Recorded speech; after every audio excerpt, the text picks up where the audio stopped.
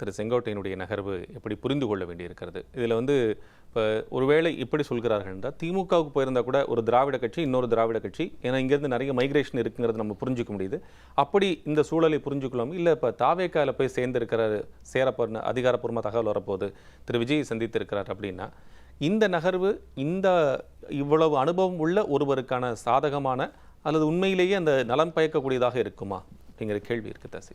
இப்போ மணிகண்டன் அவர்கள் பேசுனதில் ஒரு உடன்பாடு எனக்கு என்ன இருக்குன்னாக்கா, இவர் கட்சியில் அங்கே போய் ஐயா முத்துராமலிங்கம் ஜெயந்தியில் நின்று பேசினதே அதிமுகவில் பிரிஞ்சிருக்கீங்களை பூரா ஒன்றா இணைக்கிறதுக்கான முயற்சி தான் அப்படின்னாரு.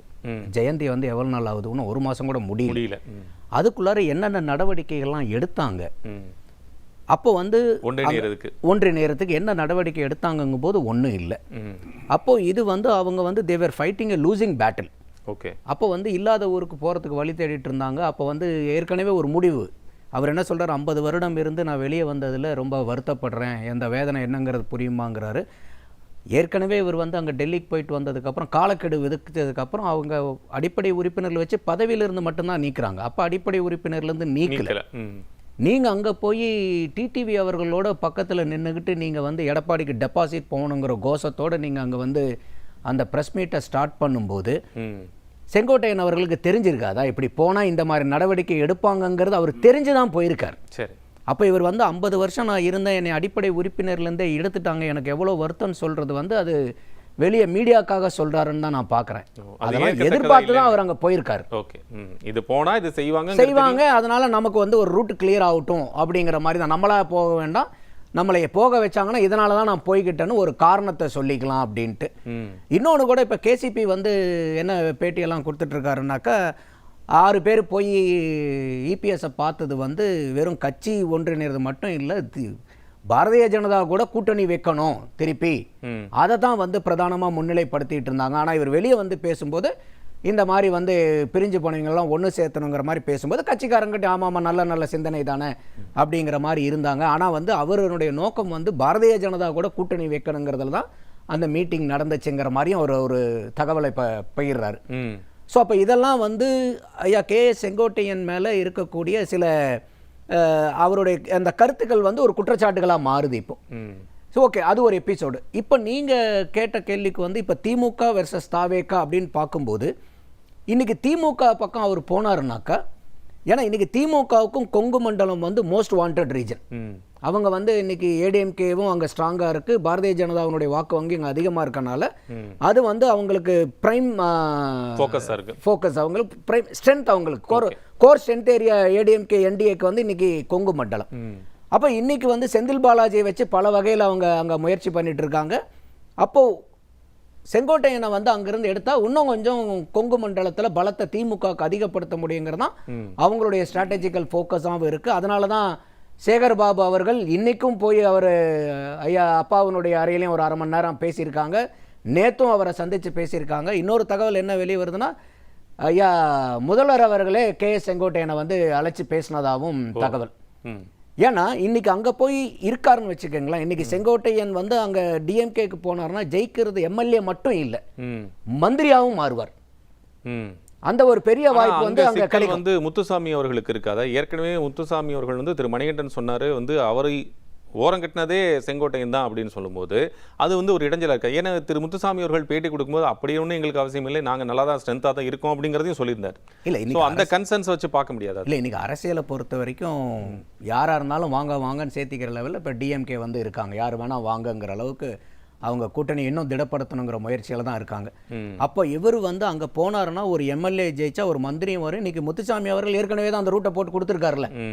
இப்போ மணிகண்டன் சொன்ன மாதிரி அவருக்கு சீனியர் இவர் முத்துசாமியாக இருந்தாலும் அந்த ரூட் ஏற்கனவே அவர் ட்ராவல் பண்ண ரூட்டில் தான் செங்கோட்டையனையும் இப்போ கூப்பிடுறாங்க. ஆனால் என்ன பிரச்சனை வரும் அப்படின்னு கேட்டிங்கனாக்கா, அந்த கட்சியில் இருக்கிறவங்க சீனியர் இந்த மாதிரி வரும்போது எந்த அளவுக்கு அந்த கட்சியில் இருக்கிற சீனியர்ஸ் ஏற்றுப்பாங்க, அக்காமடேட் பண்ணுவாங்க, மந்திரி ஆயிரலாம். பட் உள்ளுக்குள்ளார நிறையா நெருக்கடி சிக்கல்கள் எல்லாம் இருக்கும். ஏன்னா ஏற்கனவே இன்னைக்கு உதயநிதியை உச்சத்தில் கொண்டு வர்றது மூலியமாக அங்கே இருக்கக்கூடிய மூத்த தலைவர்களே இன்னைக்கு பெரிய ஹாப்பியாக இல்லை டிஎம்கே மேலே. எல்லாம் இன்னைக்கு ஆட்சியில் இருக்கிறனால யாரும் மூச்சு விடாமல் உட்காந்துட்டு இருக்காங்க. சரி. ஸோ அந்த மாதிரி ஒரு கட்டாயம் வந்து அவருக்கு டிஎம்கேக்கு போனால் செங்கோட்டையன் அவர்களுக்கு வந்து இந்த நெருக்கடிகள் எல்லாம் இருக்கு.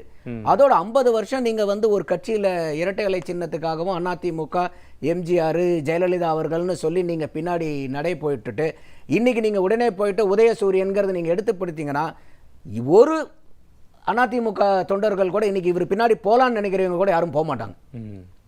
அந்த பெரிய ரிஸ்க் ஃபேக்டரும் டிஎம்கேக்கு போகும்போது இருக்குது. இப்போ தாவேக்காக்கு போகும்போது என்னன்னா, இப்போ மணிகண்டன் சொன்ன மாதிரி இன்னைக்கு நீங்க ஒரு 72 வயதான எடப்பாடியவே நீங்க வந்து அகாமடேட் பண்ண முடியாம ஒரு ஈகோ இருக்கும்போது இன்னைக்கு 51 வயசு இருக்கக்கூடிய விஜயை வந்து நீங்க தலைவரேன்னு சொல்லி பேசணுங்கிற ஒரு கட்டாயம் நிர்பந்தம் வரும். ஆனா இதெல்லாம் மீறினது தான் அரசியல். அது இப்போ இன்னைக்கு திமுகவுக்கு போனாலும் அவர் வந்து உடனே திராவிட போர்வாலே உதயநிதி ஸ்டாலின் அவர்களே தான் இவர் போய் பேசி ஆகணும். அப்போ இது எங்க பார்த்தாலும் இந்த இக்கட்டான சூழ்நிலை இருக்கு. ஆனா இன்னைக்கு டிவிகேக்கு போகும்போது என்னன்னா, இன்னைக்கு செங்கோட்டையனுக்கு அட்வான்டேஜே இல்லையோ இது டிவிகேக்கு ஒரு அட்வான்டேஜ், பெரிய பலமா இருக்கும், பெரிய பலம் இன்னைக்கு. ஏன்னா அவங்களுக்கு வந்து எப்படி மாறும்னாக்கா பாருங்க, எங்களுக்கு வந்து பாத்தீங்கன்னா அண்ணா திமுகல இருந்து ஆட்கள் வராங்க. ஏன்னா இப்ப ஏற்கனவே டிவிகேனுடைய ஸ்ட்ராட்டஜி என்னன்னா, நம்ம வந்து டிவிகே வர்சஸ் டிஎம்கேங்கிற நேரட்டிவை தான் அவங்க செட் பண்றாங்க. அதை தான் அவங்க ட்ரை பண்ணும்போது பாருங்க, அந்த முகாம்ல இருந்து ஒரு சீனியர் மோஸ்ட் பர்சன் எங்களுக்கு வராரு, அப்ப நாங்க வந்து சொல்லக்கூடியது உண்மைதானங்கிறது அந்த பெர்ஸ்பெக்டிவ் பேட்டில் வின் பண்றதுக்கு அவங்களுக்கு இது பெரிய யூஸ்ஃபுல்லா இருக்கும். அதோட மட்டும் இல்லாம இன்னைக்கு செங்கோட்டையனுக்கு தனிப்பட்ட முறையில வந்து செல்வாக்கு கட்சியில பெரிய அளவுக்கு இல்லைன்னாலும் ஒரு ஆர்கனைசேஷனல் ஸ்ட்ரென்த் வந்து இருக்குது அவருக்கு. அவர் இந்த 50 வருஷமா வந்து இப்போ நண்பர் மணிகண்டன் சொன்ன மாதிரி கூட ஜெயலலிதா அம்மையார் இருக்கும்போது கூட ஒரு எஃபெக்டிவான டூர் ப்ரோக்ராம் எவ்வளோ எஃபிஷியண்ட்டாக அதை ட்ராவல் பண்ணி எந்த அளவுக்கு மக்களை கவர் பண்ண முடியுங்கிறதெல்லாம் வந்து பெரிய ப்ரோக்ராம். அதோட இது வந்து இன்னைக்கு டிவிகேல லேக்கிங். இன்னைக்கு டிவிகேல வந்து ஒரு அகாடமிக்கான ஸ்ட்ராட்டஜிஸ்ட் இருக்காங்க. இப்போ ஒரு ஆதவ் அர்ஜுனா ஒரு 10 வருஷம் டிஎம்கேல வேலை பார்த்தாரு, 3 வருஷம் விசிகால வேலை பார்த்தாரு. அவர் வந்து பேக் அண்ட் ஆபரேட்டர், ஒரு ஸ்ட்ராட்டஜிஸ்டா பின்னாடி ஒர்க் பண்றதுக்கு ஒரு ஆள் வேணும். ஆமா, அதே மாதிரி புஷி அந்த அவர்களும் வந்து பாத்தீங்கன்னா பாண்டிச்சேரியில எலெக்ஷனை ஃபைட் பண்ணவர். அந்த புஷி தொகுதியில எனக்கு தெரிஞ்ச அவர் வாங்கின வாக்கு 4000 சில்லறை என்னமோ. இங்க சென்னையில இருக்கக்கூடிய வார்டு அதை விட பெரிய எண்ணிக்கையில உடையது. அப்ப அந்த மாதிரி இருக்கும்போது இன்னைக்கு ஐஆர்எஸ் அங்க இருக்காங்க, மற்ற ஆட்கள்லாம் இருக்காங்க போது இவங்க எல்லாருமே பெரிய அளவுக்கு வந்து தமிழ்நாட்டுல தேர்தல களத்துல நின்று பெரிய அளவுக்கு சந்திக்காதவங்க. பட் 50 வருஷமா செங்கோட்டையன் இந்த களத்துல தான் இருந்து ஃபைட் பண்ணிருக்காரு. சோ ஒரு எஃபெக்டிவான டூர் பிளானர். இன்னொன்னு தமிழ்நாடு முழுசு இன் அண்ட் அவுட் அவருக்கு என்ன கரெக்ட், எந்த சந்தில போய் எந்த பொந்துல வெளியே வரணும்னு அவருக்கு தெரியும். அப்ப அந்த ஒரு ஆர்கனைசேஷனல் ஸ்கில்லும் இருக்கு, கள நிலவரம் எப்படிங்கிறது தெரியும். இன்னைக்கு வந்து எந்த மாதிரி வந்து ஒரு கூட்டணி அமைக்கணும், இல்ல எந்த தொகுதி. ஏன்னா இப்போ டிவிகேல இருக்கிற பெரிய இதுல வந்து பார்க்கும்போது என்ன ஆகும்னாக்கா, அவங்களுக்கு வந்து இந்த மாதிரி நான் சொல்ற மாதிரி இந்த அகாடமிக் ஸ்ட்ராட்டஜிஸ்ட் இருக்காங்க. பட் பிராக்டிக்கலா வந்து என்ன சென்ஸ், ஏன்னா இப்போ இன்னைக்கு 234 தொகுதி இருக்குன்னா ஒவ்வொரு தொகுதிக்கும் ஒவ்வொரு பிரச்சனை இருக்கும். தமிழ்நாட்டினுடைய ஒட்டுமொத்த பிரச்சனை எல்லா தொகுதிக்கும் உண்டான பிரச்சனை இல்லை. ஒரே தொகுதியா இருந்தாலும் அதுல ஒரு 300 பூத் இருக்குன்னா ஒவ்வொரு பூத்துக்கும் வேற வேற பிரச்சனைகள் இருக்கும். ஒவ்வொரு பூத்துக்கும் ஒரு 3-4 தெருவுனா ஒவ்வொரு தெருவுக்கும் வேற வேற பிரச்சனைகள் இருக்கும். அப்ப இந்த அளவுக்கு அந்த ஃபீல்டு பாலிடிக்ஸ்னுடைய பல்ஸை பிடிச்சு பார்க்கக்கூடிய ஆள். இது ஒரு பெர்ஸ்பெக்டிவ் நீங்க சொல்றீங்க, டிவிகேக்கு இது சப்போர்ட். நான் என்ன கேட்குறேன்னா, பை நியரிங் 80 திரு செங்கோட்டையன் அவர்கள் அவருடைய அடுத்த கட்ட அரசியல் நகர்வுக்கு அது பயனுள்ளதாக இருக்குமா? ஏன்னா இருபெரும் திராவிட கட்சிகள் இங்கே போர் சந்திச்சுட்டு இருக்கக்கூடிய ஒரு சூழ்நிலையில் தேர்தல் களமாக எல்லாம் தேர்தல் போராக நகர்ந்து கொண்டு இருக்கக்கூடிய நேரத்தில் இது டிவிகேக்கு ஒரு பலமாக இருக்கும். அதை வைத்து அவங்க சக்சஸ் ரேட் எப்படி இருக்குங்கிறத பார்க்க வேண்டியிருக்குல்ல. அது வந்து இவருக்கு பலம் கொடுக்க, ஏன்னா இப்போ நமக்கு ஒரு அரசியல் ஆதாயம் இல்லாமல் யாரும் போய் சேர்வதாகங்கிறது நம்ம புரிஞ்சு கொள்ள முடியுது. அப்படி அவருக்கு ஒரு பலம் கொடுக்கறதாக இருக்குமா, அவருக்கு பெனிஃபிட்ஃபுல்லாக இருக்குமாங்கிறத கேள்வி. இல்லை, இப்போ மணிகண்டன் சொன்னதில் நான் என்ன ஒரு மாறுபட்ட கருத்து எனக்கு இருக்குதுன்னா, அவருக்கு வந்து 80 வயசு ஆயிடுச்சுங்கிற மாதிரி சொன்னார். இன்னைக்கு செங்கோட்டையனை பார்க்கும்போது நமக்கும் அவர் மேலே சில விமர்சனங்கள் இருக்குது. பட் அதையெல்லாம் ஒதுக்கி வச்சுட்டு பார்க்கும்போது இன்னைக்கு யாராவது பார்க்கும்போது அவர் 78 வயசு ஆளுன்னு சொல்ல முடியுமா? இன்னைக்கு பெரிய அளவுக்கு ஆக்டிவாக இருக்கார். எனக்கு ஒரு 55-60 வயசில் ஒரு ஆள் எந்த அளவுக்கு ஆக்டிவாக இருக்க முடியுமோ அந்த அளவுக்கு ஆக்டிவாக இருக்கார். அவருடைய ஃபிசிக்கல் கண்டிஷன் இன்னைக்கு ஆஸ் ஆன் டேட் பார்க்கும்போது ஒரு next 5 to 10 years he will be fit and healthy. அந்த அளவுக்கு அவர் வந்து ஃபிசிக்கல் ஸ்ட்ரென்த்தாக வச்சிருக்காரு. அதே மாதிரி ஒவ்வொரு வயசுல இந்த வயசு வரைக்கும் தான் எனக்கு பொலிட்டிக்கல் ஆம்பிஷன் இருக்கணும், இதுக்கு மேலே ஆம்பிஷன் இருக்கக்கூடாதுங்கிறதெல்லாம் இல்லை. யாருக்கு வேணா எப்போ வேணா செகண்ட் இன்னிங்ஸ் பெரிய லெவலுக்கு வரலாம். பட் இப்போ இந்த இடத்துல நான் பார்க்கும்போது என்னன்னா, இப்போ ஒரு டிவிகேக்கு இது பெரிய அட்வான்டேஜ் செங்கோட்டையனை விட. செங்கோட்டையன் அண்ட் டிவிகே ரெண்டையும் நிறுத்தி வச்சு யாருக்கு பெனிஃபிட் ஜாஸ்தினா, டிவிகேக்கு வந்து பல இடத்துல வந்து பிராக்டிகலான பெனிஃபிட், பெர்ஸ்பெக்டிவ் பெனிஃபிட் எல்லாமே இருக்கு. எந்த இடத்துல டிவிகேக்கு சிக்கல் வரும் அப்படின்னு பாத்தீங்கன்னா, இப்போ இன்னைக்கு கே செங்கோட்டையன் உள்ளார வரும்போது இப்போ இன்னைக்கு கொங்கு மண்டலத்தில் இருக்கக்கூடிய இதில் வந்து இவர் வந்து ஒரு ஃபேஸ் ஆஃப் த பார்ட்டியாக மாறுவார். அப்போ இவரை நம்பி பின்னாடி சப்போர்ட்டர்ஸ் இருக்காங்க பார்த்தீங்களா, அப்போ அந்த மாதிரி சப்போர்ட்டர்ஸ்க்கு எல்லாமே வந்து இவர் கட்சியில் வந்து ஒரு இடம் வாங்கி கொடுக்கணுங்கிற பெரிய அழுத்தம் அவங்க சைட்லேருந்து வரும். அப்போ என்ன ஆகும்னா, இப்போ தாவேக்கால ஏற்கனவே அங்கே கொங்கு மண்டலத்தில் வேலை பார்த்துட்டு இருக்கிறவங்களுக்கு சிக்கல், அவங்களுக்கும் இதுக்கும் வந்து ஒரு சேலஞ்ச் இருக்கும். அடுத்தது இன்னைக்கு டிவிகேல இருக்கக்கூடிய லீடர்ஷிப் கூட இவர் போய் ஜெல் ஆகணும். அந்த ஜெனரேஷன் கேப் இருக்கும். அந்த ஜெனரேஷன் பிசிக்கலா ஃபிட்டா இருக்காரு, பட் தாட் ப்ராசஸ்ல எந்த அளவுக்கு வந்து இன்னைக்கு அந்த யூத் கூட வந்து மிங்கிள் ஆக முடியுங்கிற அந்த ஒரு சேலஞ்சும் செங்கோட்டையன் அவர்களுக்கு இருக்கு. 2019 பாராளுமன்ற தேர்தலில் இப்போ வாங்கினதை விட கம்மி. இப்போ 83 லட்சம், அப்போ 80 லட்சம் தான் வாங்குறாங்க. அதுக்கு அடுத்த வந்த சட்டமன்ற தேர்தல் 2021 1,53,00,000 வாக்கு வாங்குறாங்க. 43 பற்றேறக்குறைய 19.39 33% வாக்கு அதிகமாகுது. 14% வாக்கு அதிகமாக வாங்குறாங்க. அப்போ ஒரு பாராளுமன்ற தேர்தலில் வாங்கின வாக்கை வச்சுக்கிட்டு சட்டமன்ற தேர்தலில் நம்ம அதிமுகவினுடைய எடையை போடுறதும் தவறு. அது எந்த கட்சியாக இருந்தாலும் இது பொருந்தும். அடுத்தது வந்து பார்த்தீங்கன்னாக்கா இன்னைக்கு டிவிகேக்குன்னு அட்வான்டேஜ்னு சொன்னேன். டிவிகேக்கு அட்வான்டேஜ் இன்னொரு விதத்தில் என்னன்னு கேட்டிங்கன்னா, இப்போ செங்கோட்டையனை யார் இருக்குதுங்கிறது ஒரு போட்டோ பெற்று டிஎம்கேவும் போட்டி போட்டாங்க.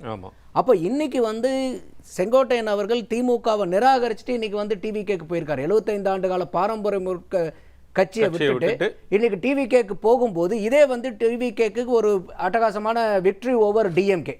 அப்ப நீங்க இத்தனை ஆட்சியில இருந்து அதிகாரத்துல இருந்து இவ்வளவு தூரம் வச்சு நீங்க கூப்பிடும் போது கூட அவர் உங்களோட வரல, டிவிகே கூட வருது அப்படிங்கும்போது டிவிகேக்கு அது வந்து ஒரு பெரிய அட்வான்டேஜ் இருக்கு. ஒண்ணு என்னன்னா, இன்னைக்கு செங்கோட்டையன் அவர்கள் வந்து இன்னைக்கு டிவிகேல போய் சேர்ந்திருக்கிறது டிவிகேனுடைய அந்த கட்சி மேலேயோ விஜய் மேலேயோ இருக்கக்கூடிய பெருத்த அன்பினாலையும் ஈடுபாடின் காரணமாக அல்ல. அந்த நம்பிக்கையில் இல்லை. இன்னைக்கு எடப்பாடியை எப்படியாவது பழி வாங்கணும்.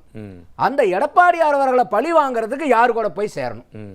அப்ப இத வந்து டிவிகேவும் கொஞ்சம் நிதானமா பார்க்க வேண்டியது. இன்னொரு கேள்வி இந்த குமாரன், இதுல இன்னொரு கேள்வி, ஒருவேளை இப்ப இருக்கக்கூடிய சூழ்நிலை இல்லாம இன்னொரு டிசம்பர் எண்ட்லயோ இல்ல ஜனவரி ஒரு ஃபேக் எண்ட் ஆஃப் எலெக்ஷன்ல வந்து அதிமுகவும் டிவிகேவும் ஒரு கூட்டணி போச்சுன்னா அந்த இடத்துல செங்கோட்டையன் அவர்களுடைய சூழல் எப்படி இருக்குன்னு நீங்க நினைக்கிறீங்க? இது ஏற்கனவே இந்த இன்சிடென்ட் நடந்தது தான். நீங்க மக்கள் நீதி மையம்னு ஒரு கட்சி இருந்துச்சு. ஆமா, அதுல வந்து பாத்தீங்கன்னா மகேந்திரன் வந்து இருந்தாரு. அந்த மகேந்திரன் வந்து இவங்க கமல் பண்றதும் சரியில்லை, கட்சி நடவடிக்கையும் சரியில்லை, அவர் போய் திமுகவில் சேர்ந்தார்.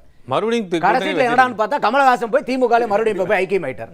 அதை வச்சு ஏகப்பட்ட மீம்ஸ் வந்து, என்னையா இந்த கம்பெனி எனக்கு பிடிக்கல, இந்த மேனேஜர் பிடிக்கலன்னு இன்னொரு கம்பெனிக்கு போனா இதே மேனேஜர் திருப்பி அந்த கம்பெனிலையும் வந்து அங்கேயும் எனக்கு மேனேஜரா உட்கார்றாருங்கிற மாதிரி பல மீம்ஸ் வந்துச்சு. அந்த மாதிரி இன்னைக்கு விஜய் அவர்களுக்கு திமுகவை வீழ்த்தினது தான் ஒரு பிரதானமான நோக்கம்னு மாறும்போது, ஏன்னா அரசியலை பொறுத்த வரைக்கும் இன்னைக்கு தேதியில வந்து அவங்க தீர்மானத்துல பூரா போடுறாங்க, பட் அரசியல்ல என்னைக்குமே வந்து நடக்கலாங்கிறது என்னைக்குமே கமாதான், ஃபுல் ஸ்டாப்லாம் எதுவுமே கிடையாது. அப்படி நீங்க சொல்ற மாதிரி ஒருவேளை இந்த மாதிரி சூழ்நிலை வந்து ஒரு ஜனவரி மாசத்துல வந்து கூட்டணி அமைக்க வேண்டிய கட்டாயம் வந்தாலும் ஆச்சரியப்படுறதுக்கு இல்லை. அப்போ வந்து பாத்தீங்கன்னாக்கா செங்கோட்டையன் அவர்கள் அதெல்லாம் ஃபேஸ் பண்ணி தான் ஆகணும். அவர் அவருக்கும் அந்த சூழல் தெரிஞ்சிருக்குங்கிறத நம்ம புரிஞ்சுக்க முடியும். ஆமா, ஆனா அதுக்கு வந்து வாய்ப்புகள் எவ்வளவு தூரம் இருக்குதுன்னு பாக்குறோம், பட் வாய்ப்புகள் இல்லாமல் இல்ல. நாம இஃப் கேஸ்லாம் சொல்றோம். ஆமா, ஹைபோதெட்டிக்கல் क्वेश्चन தான். இஃப் கேஸ்ல இந்த மாதிரி நடந்தா, கேஸ் அது நடந்தா, இப்ப அரசியல்ல நீங்க எந்த அளவுக்குலாம் வந்து உங்களுடைய ஸ்டாண்ட மாத்தி முடிவெடுத்தாலும் அப்பத்திக்கு அந்த சிச்சுவேஷனுக்கு கரெக்டான டெசிஷன் நினைக்கிறீங்க திருப்பி. ஆனா இது வந்து உலகம் உருண்டை தானே. அப்ப திருப்பி ஒரு மையப்புள்ளியில வரும்போது உங்களுக்கு அதுவே பேக் ஃபயரா மாறும். அதையெல்லாம் நீங்க ஃபேஸ் பண்ணி தான் அரசியலை நகர்த்திக்கிட்டு போகணும். எல்லாத்துலயும் பிரச்சனை சார். 2021 அவங்க அம்மையார் ஜெயலலிதா இருக்கும் போதே அதுக்கு முன்னாடி வெறும் 61 சீட்டு ஜெயிச்சதெல்லாம் இருக்கு. வெறும் வாக்கு சதவீதம் வந்து இதை விட கம்மியாக வாங்கின வாக்கு சதவீதம்லாம் இருக்கு. அதாவது இப்போ எடப்பாடியார் அவர்கள் 2021 அவருடைய தலைமையின் கீழே 2021 வாங்கின வாக்கு சதவீதத்தை விடையும் சீட்டை விடவும் இதே ஜெயலலிதா அம்மையார் இருக்கும்போதே கம்மியா வாங்கியிருக்காங்க. அதுவும் இல்லாம ஒரு நிமிஷம், அது இல்லாம அந்த நீங்க 2011 இருந்து 2021 வரைக்கும் 10 வருஷம் ஆட்சி, 10 வருஷத்துல ஆன்டி இன்கம்பன்சி. அந்த 10 வருஷத்துல எத்தனை போராட்டம், ஜல்லிக்கட்டு போராட்டம், ஜெயலலிதா அம்மையாருடைய மரணம், அதுல ஏகப்பட்ட சந்தேகங்கள்.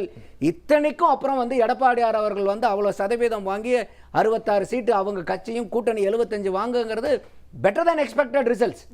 அவங்க தேர்தல் கணிப்பு பூரா என்னவா இருந்துச்சு, ப்ரீ போல் அலையன்ஸ் ஆகட்டும், போஸ்ட் போல் அலையன்ஸ் ஆகட்டும், டிஎம்கே ஸ்வீப் ஆயிரும் நாங்க. ஒரே நிமிஷம், 44 சீட்டு வந்து திமுக ஜெயிக்குது 89 இருந்து 133 2021. அதுல 43 சீட்டினுடைய வெற்றி மார்ஜினை கூட்டி பாத்தீங்கன்னா வெறும் 1,98,381 வாக்கு.